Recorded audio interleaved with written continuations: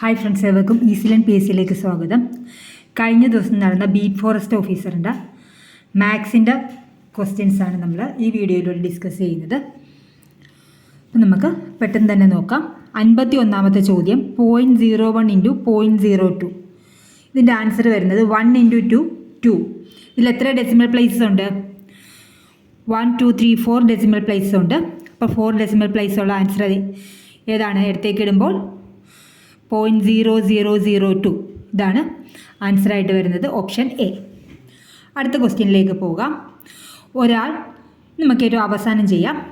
ആദ്യത്തെ 97 എണ്ണൽ സംഖ്യകളുടെ ശരാശരി കണ്ടെത്തുക. ആദ്യത്തെ എണ്ണൽ സംഖ്യകളുടെ തുക എന്താണ്? n × n+1/2. ആദ്യത്തെ എണ്ണൽ സംഖ്യകളുടെ തുക എത്രയാണ്? n × n+1/2. അപ്പോൾ 97 എണ്ണൽ സംഖ്യകളുടെ തുക എത്രയായിരിക്കും? 97 × 90. എന്നിൻ്റെ വാല്യൂ 97. അപ്പോൾ 97 × 98/2.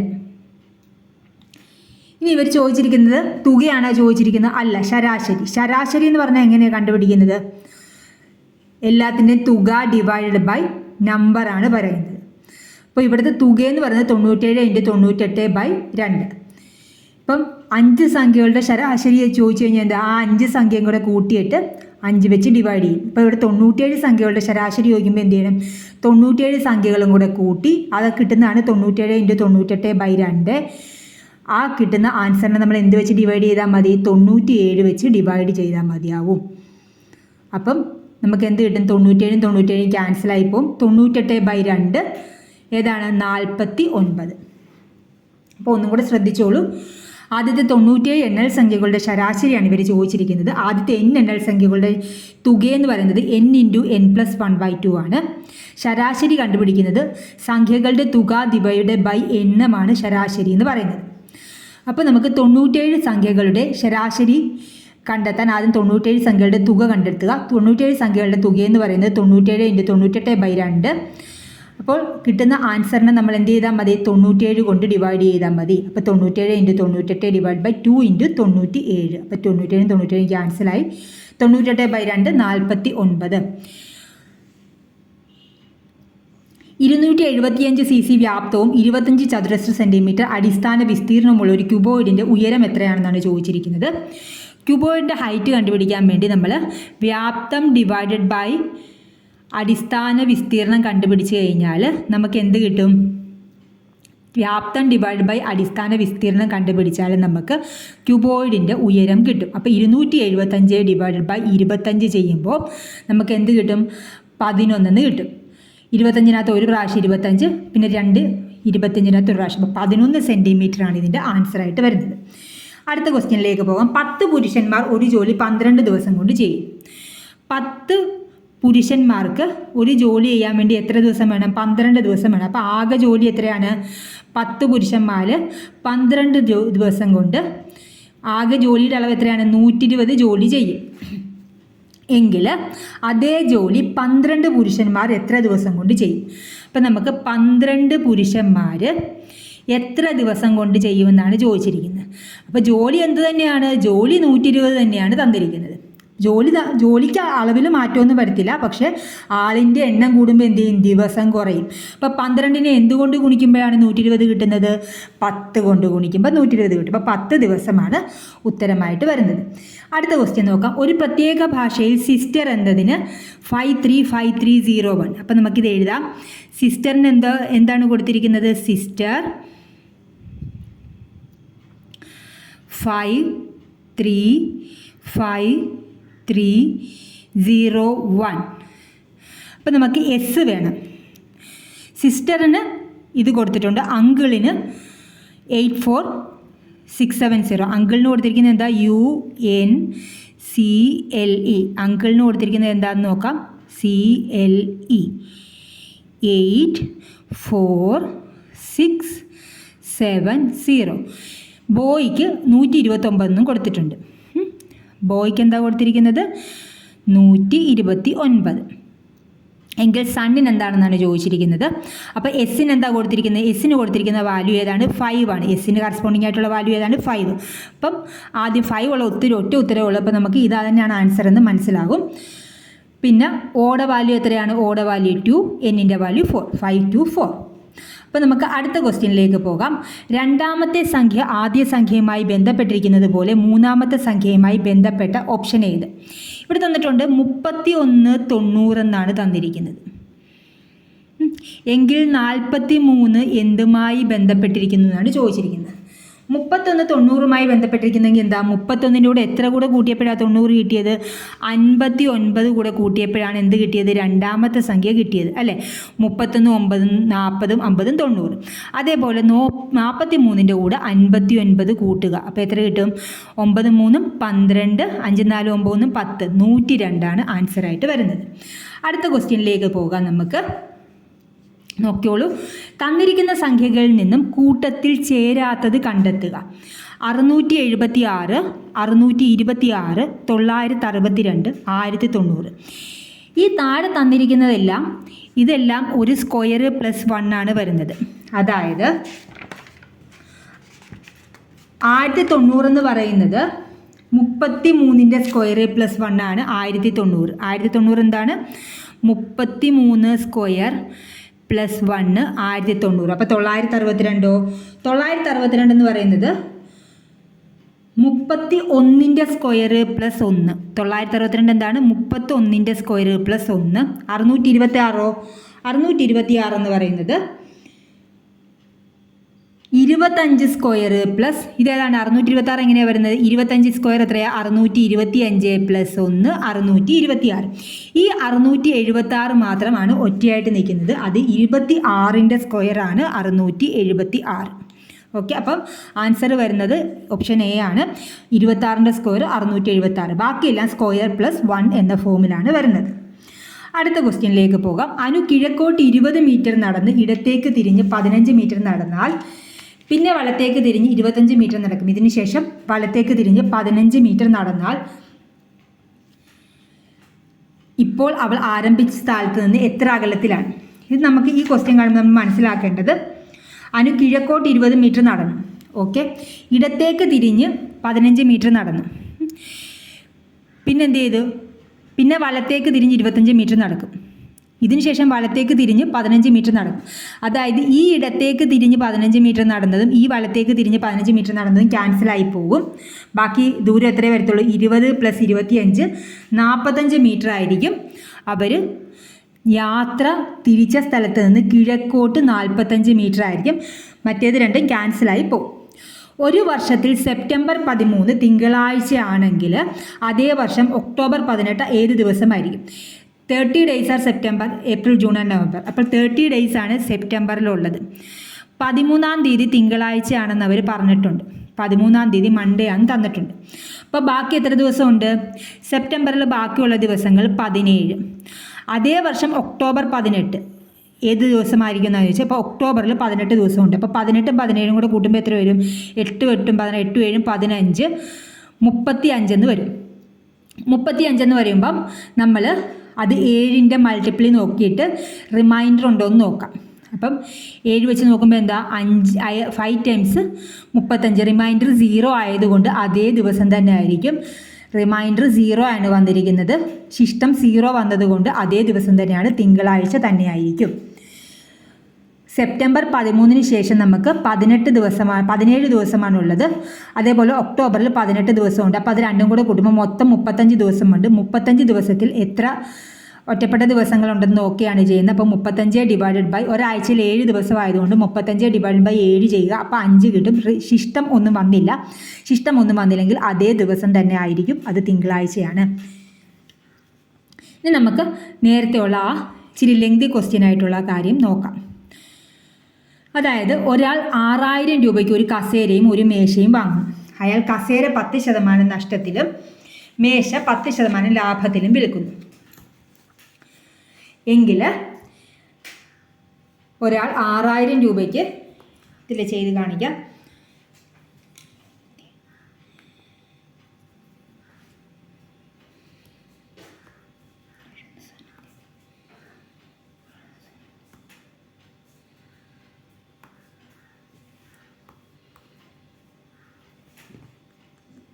ഒരാൾ 6000 രൂപയ്ക്ക് ഒരു കസേര, ഒരു മേശ എന്നിവ വാങ്ങുന്നു. കസേരയ്ക്ക് 10% നഷ്ടത്തിലും മേശ 5%, മേശ 10% ലാഭത്തിലും വിൽക്കുന്നു. എങ്കിൽ അയാൾ മൊത്തത്തിൽ 10%, എന്നിട്ടും അയാൾക്ക് മൊത്തത്തിൽ 100 രൂപ ലാഭമുണ്ട്. എങ്കിൽ കസേരയുടെ വാങ്ങിയ വില എത്രയെന്നാണ് ചോദിച്ചിരിക്കുന്നത്. അപ്പോൾ ഈ ക്വസ്റ്റ്യനിൽ 6000 രൂപയ്ക്ക് ഒരു കസേരയും ഒരു മേശയും വാങ്ങും. നോക്കിക്കോളൂ, 6000 രൂപയ്ക്ക് ഒരു കസേരയും മേശയും വാങ്ങിക്കുന്നു.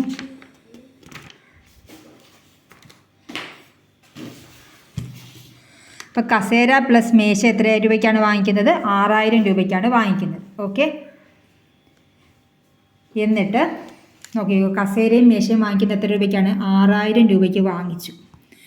കസേരയാണെങ്കിൽ 10% നഷ്ടത്തിലാണ് വാങ്ങിയത്. അയാൾ വിറ്റ് കഴിഞ്ഞപ്പോൾ, കസേരയ്ക്ക് വിറ്റ് കഴിഞ്ഞപ്പോൾ അയാൾക്ക് 10% നഷ്ടം ഉണ്ടായി. മേശ വിറ്റപ്പോൾ അയാൾക്ക് 10% ലാഭവും ഉണ്ടായി. എന്തൊക്കെ തന്നെയാണേലും പുള്ളിക്ക് മൊത്തത്തിൽ 100 രൂപ ലാഭവും കിട്ടി.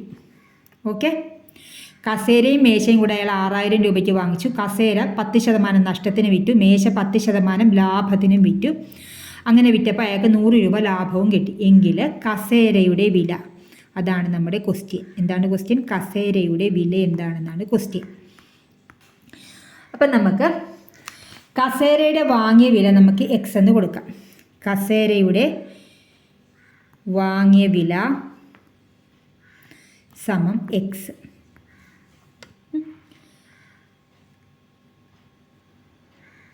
പിന്നെ മേശയുടെ വാങ്ങിയ വില എന്ന് പറയുമ്പോൾ എത്രയായിരിക്കും?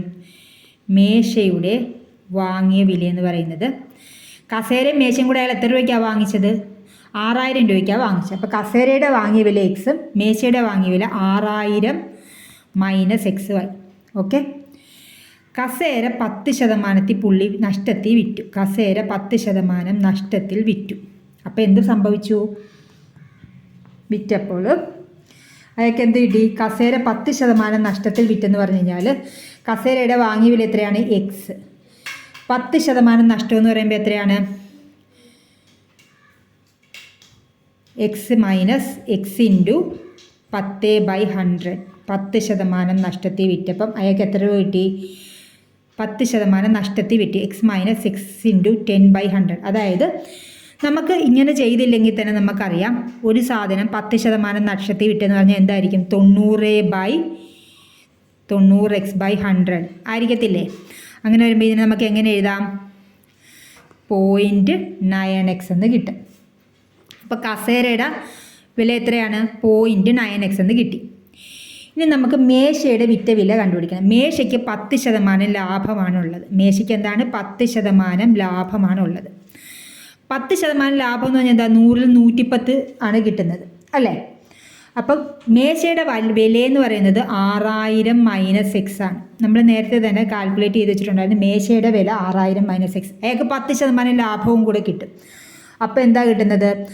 6000 മൈനസ് എക്സ് ഇൻറ്റു എന്ത് വരും? 6000 minus X into X. 6000 minus X into 10/100 കിട്ടത്തില്ലേ? 10% ലാഭം എന്ന് പറയുമ്പം മേശയുടെ വിലയുടെ കൂടെ 10% ലാഭം കൂടെ കിട്ടുമ്പോൾ എന്ത് ചെയ്യും? 6000 minus X plus 6000 minus X into 10/100 എന്ന് കിട്ടും. എന്ന് പറയുന്നത് എങ്ങനെയാണ്? അപ്പോൾ നമുക്ക് ഈ 6000 മൈനസ് എക്സിനെ നമുക്ക് അങ്ങോട്ട് കോമൺ എടുക്കാം. ഇൻറ്റു ആദ്യത്തിൻ്റെ ഇവിടെ എന്ത് വരും? ഇത്രയത്തിന് പുറത്തെടുക്കുമ്പോൾ ഇവിടെ എന്ത് വരും? 1 പ്ലസ് 10/100 നമുക്ക് എന്ത് എഴുതാം? 0.1 എഴുതാമല്ലോ. അപ്പം നമുക്ക് എന്ത് കിട്ടും? 1.1 ഇൻറ്റു 6000 മൈനസ് എക്സ് എന്ന് കിട്ടും. ഇത്രയും കാര്യങ്ങൾ മനസ്സിലായല്ലോ.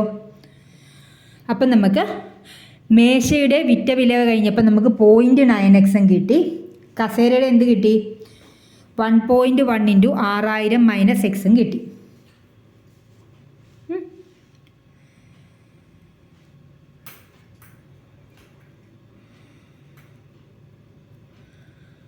അപ്പം നമുക്ക്